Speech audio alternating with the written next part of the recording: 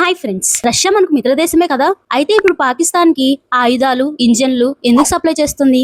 దీనికి అసలు కారణం ఏంటి మనం తెలుసుకుందాం. ఇదంతా ఒక కొత్త డిఫెన్స్ ట్విస్ట్.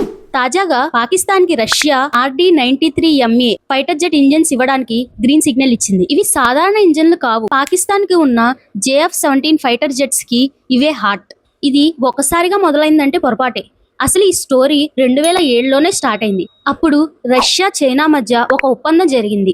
అదేంటంటే రష్యా తయారు చేసిన RD-93 ఇంజన్స్ ఏవైతే ఉన్నాయో అవి చైనా ద్వారా పాకిస్తాన్ కి రీఎక్స్పోర్ట్ చేయాలనే కాంట్రాక్ట్. తర్వాత ఆ ఇంజన్స్ యూస్ చేసుకొని పాకిస్తాన్ JF-17 జెట్స్ ని తయారు చేసింది. కానీ మధ్యలో ఈ ప్రాజెక్ట్ ఆగిపోయింది. ఎందుకో తెలుసా? కొన్ని శాంక్షన్స్ వల్ల, స్పేర్ పార్ట్స్ ఇష్యూస్ వల్ల, అలానే మెయింటెనెన్స్ ఇష్యూస్ వల్ల. ఇప్పుడు 2025లో పాకిస్తాన్ కొత్తగా JF-17 బ్లాక్ 3 జెట్స్ ని లాంచ్ చేయబోతుంది. దీనికోసం రష్యా వైపు చూసింది. రష్యా కూడా ఈ ఆఫర్ మిస్ చేయలేదు.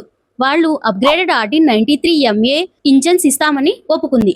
కానీ రష్యా మన మిత్రదేశం కదా, భారత్ కి ఏమైంది అనే క్వశ్చన్ మార్క్ మీ అందరిలో వచ్చింది కదా. ఈ ఒప్పందమే మన భారతదేశానికి ఒక పెద్ద సమస్య. భారత్ రష్యాతో స్నేహం, ఆయిల్ ఇంపోర్ట్స్, డిఫెన్స్ డీల్స్ అన్నీ ఉన్నాయి. కానీ ఇప్పుడు రష్యా పాకిస్తాన్కి కూడా సప్లై ఇస్తుండటంతో భారత్ అసంతృప్తి వ్యక్తం చేసింది. అయితే రష్యా వైపు నుండి మాత్రం మాట క్లియర్. ఇది కేవలం వ్యాపారం, రాజకీయ సైడ్ నుండి తీసుకోవడం కాదు. అసలు రష్యా ఇలా ఎందుకు చేస్తుంది? దీనికి ప్రధానంగా 4 కారణాలు ఉండొచ్చు. 1, డబ్బు కోసం. శాంక్షన్స్ మధ్య డిఫెన్స్ డీల్స్ అనేవి రష్యాకు ఒక బంగారం లాంటిది. 2, జియో పొలిటికల్ బ్యాలెన్స్. భారత్తో స్నేహం, పాకిస్తాన్తో వ్యాపారమైనా అయి ఉండొచ్చు, పాత ఒప్పందాలైనా అయి ఉండొచ్చు. లైక్ ఇదివరకు 2007లో ఉన్న చైనాకి రష్యాకి మధ్య రీఎక్స్పోర్ట్ ఒప్పందమైనా అయి ఉండొచ్చు.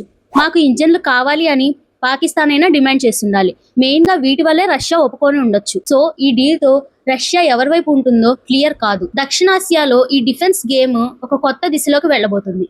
దీని మీద మీ ఒపీనియన్ ఏంటి? కామెంట్స్ రూపంలో మాకు తెలియచేయండి.